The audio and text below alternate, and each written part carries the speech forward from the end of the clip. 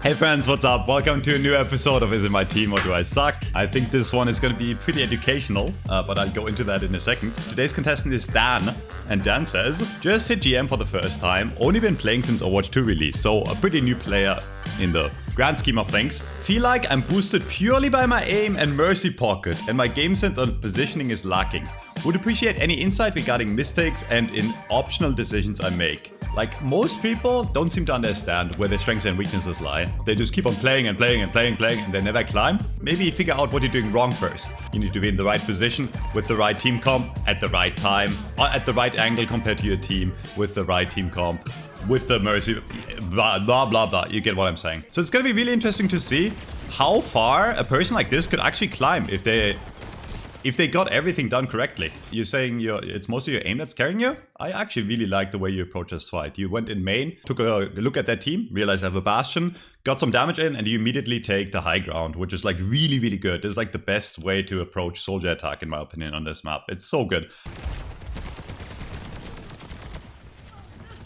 I don't even think it's the aim that's that impressive right now. I think you're playing this pretty correctly. Good shoulder peeking. I would actually... As soon as they see you and you realize there's multiple people shooting you, right? You can keep on going right side, right? And like peek out here, or keep on going, keep on going. I don't know why your Tracer is up here with you. Kind of risky, you almost died. It's probably not the correct call to shoot the Zarya ever. Honestly, go for the easiest target to kill, which in this case is probably either the Soldier on the other team or the Bastion, right? There is a time soon, in the next 5 seconds, where the Hog is gonna be back, right? Now you definitely want to back out. You want to get out. Okay, and let's hope you live here. Get down, Mr. President! Good bubbles by your Zarya. You're down 1. Probably want to play it safe. Probably want to back out. That was a fat graph by... Okay, no reason to visor here, actually. Sometimes I like visoring in graph 2, and then people make fun of me. They're like, why do you need aimbot if they're standing still anyways, right? But the way you want to do it here is visor to reload. The funny thing is you still had bullets in your mag, right?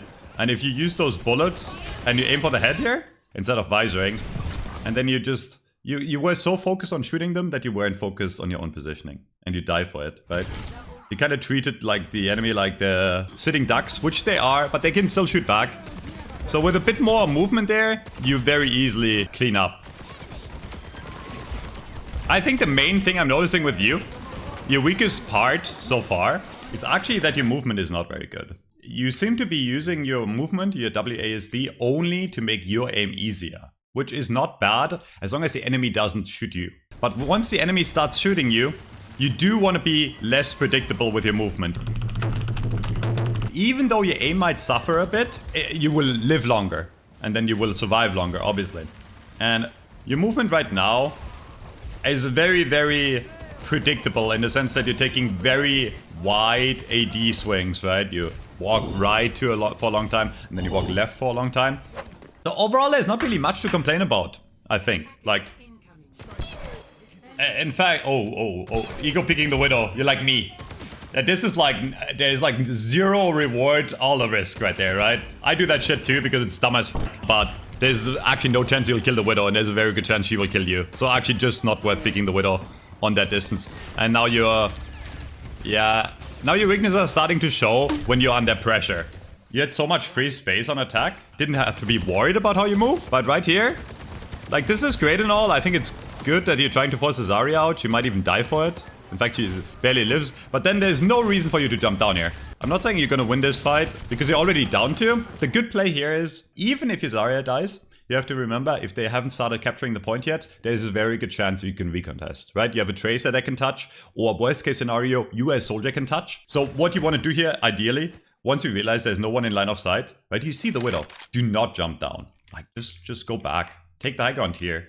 Check this angle, right? Maybe there's a dumbass, like, maybe the Bastion walks main and you could just get a free kill. Or, you know, you go really safe and play this corner, right? With a Mercy, you really can't die against what they have. The Bastion is not going to one-shot you. The Zarya can't even get up to you.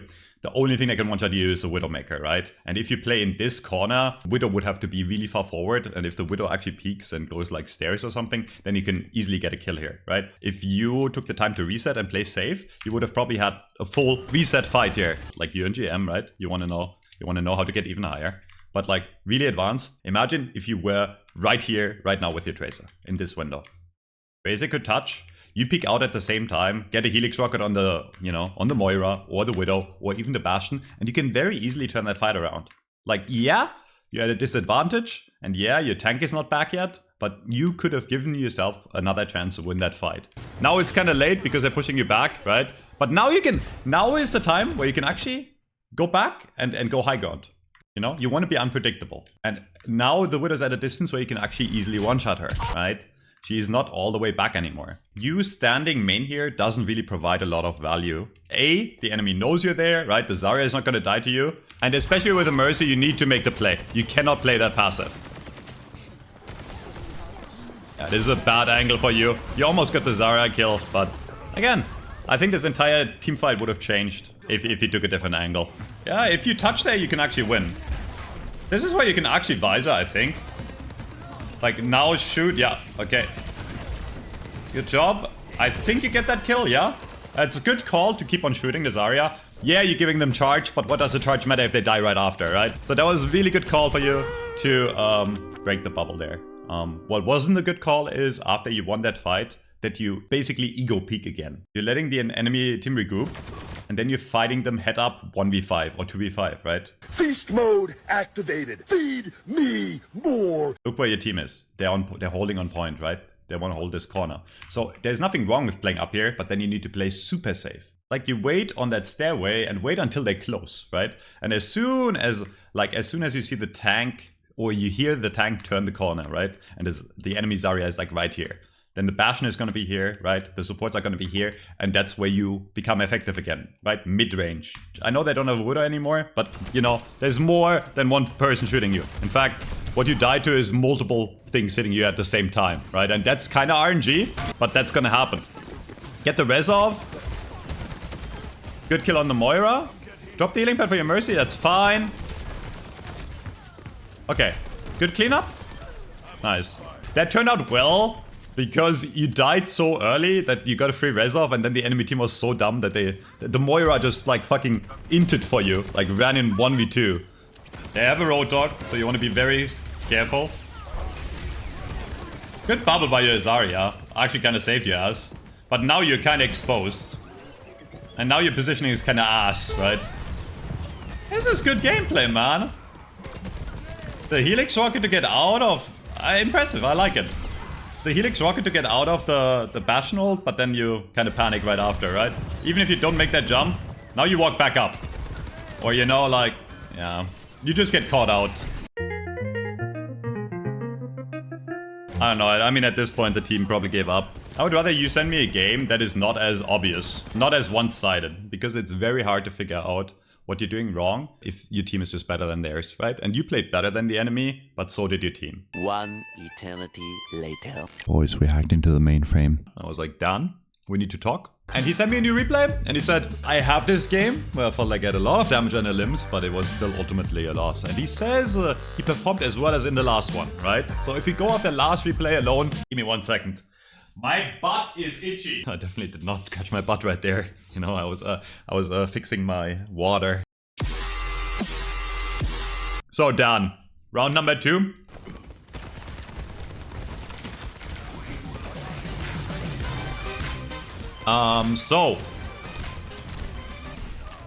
Yeah. It's almost like when the enemy shoots back, you don't look as good anymore, Dan. If you see the ram, put the shield here. Okay? This is where the shield is right now. This is basically what you should look at as the ram's positioning. If the shield is here, right, the distance to you is very small, right? And you can't even damage him, right? This ram shield lasts for what, like 3 seconds? But it will almost never die, right? It's like a really tanky shield that is actually not worth shooting. As soon as you see the shield here, what you really want to do is you want to fall back immediately, right? Instead of shooting. There's no point in dropping the healing pad here. Yeah, he still has slow and then you get punished for it. But even if he didn't slow you here, if you drop the healing pad here, he can still walk into you, shift into you and punch you in the face and you die, even in your healing pad, right?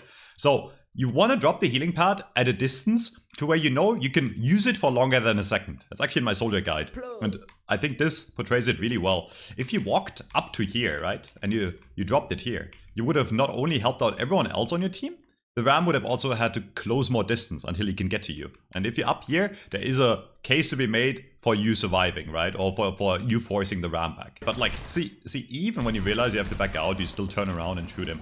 And during all of that time, you stayed inside his effective range. If you play Soldier, if you play inside the effective range of tanks, you're throwing the game. Back to high ground, you need to look for Z9, right? Like, make sure the Tracer or the Lucio doesn't touch. That's what I would worry about right now, because the card is very close to being pushed. But as long as you have the awareness and the positioning, this is good. A bit of a shaky aim.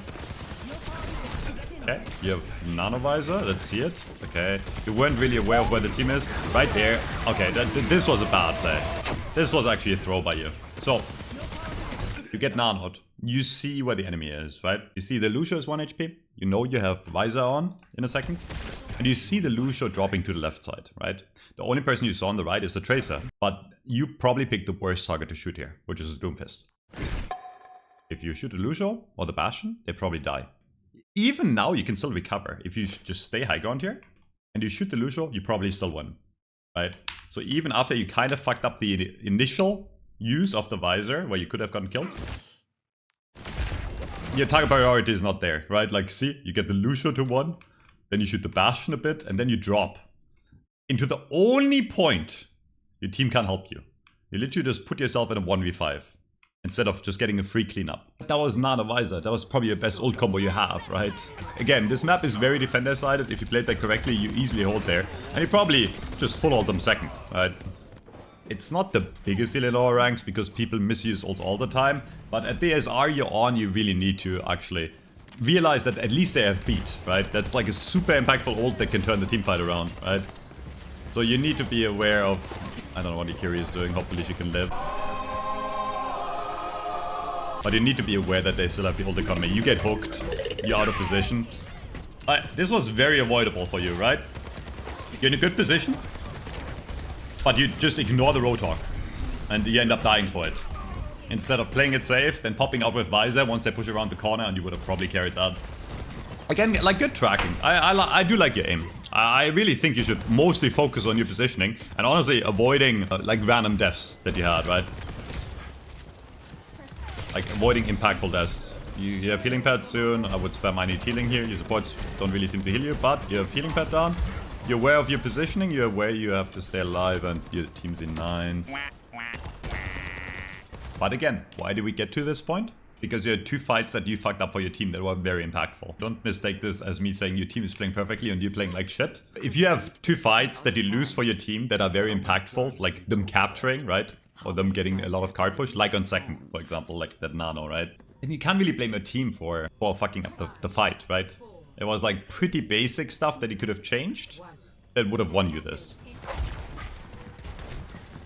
Damn, the second point is so hard to capture. I hate this point on attack. There's 2 things I like to do on Soldier here. There's 2 spots that I really like. One is going up here, taking this spot, putting a healing pad here, and just forcing them out top. Like, a lot of the time I get like a kill with like a rocket against like a Zenyatta, for example, or a DPS, right? Or you actually push in top with your team. The reason it's so important to take high ground here is because it's so good, right? Like, high ground has all the vision on you when you attack, and even if you win a fight, right, which you're doing right now, right? You're up and you're pushing the card, right? As soon as you get to here, the enemy team can just stare from the high ground and still shoot you. It's the exact same scenario, right? So this is why you see most teams in GM trying to attack here, trying to take high ground. And it is fine on Soldier to take an off angle. For example, if your team pushes in top left, you want to push in top right and see if you can get a kill here, right? Like the free kill on the Zenyatta, for example. Go right side. You're doing it. Nice. Okay. While still playing safe. Okay. Ikiri dies to ult. And this is just a lost fight. Again, because of how you started off the fight. And this is not on you, this is like mostly on your entire team. But at this SR, you gotta take proactive measures. You gotta be like, hey, we should push high ground. And if your tank doesn't do it, yeah, then it's their fault. But like, that's what you have to do. The Moira wastes coal. Honestly, that's a wasted coal, as long as you stay alive here. What the fuck? This is where you call, like, you know, play safe until the coal is out. She does force out trans, so in the end it turned out to be an okay call. You still get a kill. Alright, and here is... I don't know why you're both on top right? Like both of your DPS. Now it's hard to create an off angle. They use trance. Still gonna be a hard fight to win. And at this SR, it is all about ult usage, right? And they just have a bit of a more of an ult advantage right now. Move in, move in. You see your team pushing up. Okay. Playing it safe, waiting for your mercy. Okay, but run. There's actually no way you should have lived there, even with the mercy pocket. Like, I promise you, we'll watch this from the Bastion right now. He missed. That, like, he literally missed every single shot. He's too tanky for you to do that. That was horrible by you, but it worked out because the enemy Bastion is terrible. What I like to do is jump over this window sometimes. You can jump up here. This is a very good position for Soldier, and you can see all of them. And if you AD strafe, it's kind of hard for them to hit you, especially with the mercy pocket. Like sometimes you get like unsuspecting people. Like if Torp is a bit more forward, right, you can just get a free kill on the Torp. But I mean, the most important part here is that you live on high ground and help your team survive on this area, which is what you're doing, kind of. I really would. You're aware that the Torp is coming in. Well, I don't know why you even shoot. You're too confident in your aim. I'm not saying your aim is bad. Your aim is actually pretty fucking good. But here's a bubble, right? Like, I'm not saying you would have lived there. Like, if you drop healing pad and ran behind the corner and juke him while your mercy is in... Your mercy valked, right? I think. Yeah, I mean, your mercy left you. She was like, what is that idiot doing fighting a Moira? Stupid. That's just like a low value, high risk play. Your mercy is a god, rezzing you. You have visor. Carryable. Look how fucking good this is. I would have even like, I wouldn't even have gone for that Torp there. I would have like, as soon as the Torp backs out, you shoot main again and you shoot the Zenyatta. But look at this. Moira hit it out. Good rocket. Decent visor. I was gonna say like, I think the Moira just got her. As soon as you force the Moira, fade, right? You immediately want to go for either Zarya, try to burst her down, right? Or you play it a tiny bit slow, take the high ground, right? And go high ground here. And then you have a free visor spot, right? The enemy has to contest the card. So imagine if you sit up here and you have visor with a mercy pocket, right? The only thing that can really kill is the Genji. If you pay attention to the Genji, you just win. Like, yeah, you force the Genji cooldowns, but then now you're in the front line, right? You're in the front line. You even get the bubble, you get the value, right? And then you peek even harder. And then you just die to all of them. Because you're literally just face tanking 5 people. And you die first. Alright, Dan. Let's be honest. Like, I expected GM gameplay, and I think you are GM. I think you deserve your rank. But I see enough potential with you to climb to GM1. Like, I think your aim is good. Your movement is pretty decent. Like, in fights, you're pretty good at 1v1s. You're pretty good at knowing when to move. You have these big flaws that, like, sometimes come out that really hold you back. You and Visor frontlining. I do that too, okay? Don't get me wrong. Don't take this like too harshly. I'm mentioning all these like smaller things in the grand scheme of things because those are the things that will make the difference between like a high GM player and a low GM player, right? Like the difference between low GM and high GM is still pretty big. Actually be less confident in your aim and try to be a bit smarter with your positioning.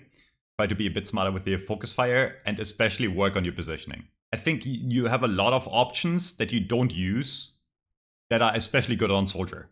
Relocating, right? Taking different angles every fight. Because that is what makes Soldier great. Soldier is a great flanker still, right? Like he's really good on like the new Flashpoint maps because there's so many options. I think you have the basics of Soldier down, but I do think you just want to limit test and do things that may not work. And then over time, you need to learn, right? You will die a bunch, but over time you'll learn what's good and what works and what doesn't. Just be a bit more proactive. Otherwise, it's not your team. You kind of suck still. Get better. Until next time, see you friends. Bye bye.